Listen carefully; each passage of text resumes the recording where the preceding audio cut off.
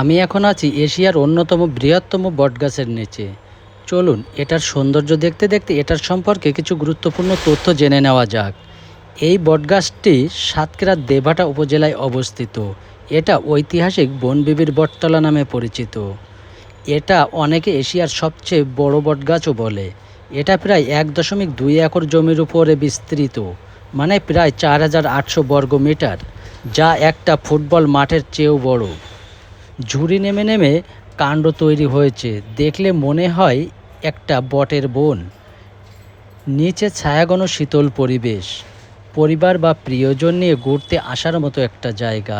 এখানে আসলে আপনার শরীরের ক্লান্তি দূর করে মনে আনবে আলাদা রকম একটা প্রশান্তি।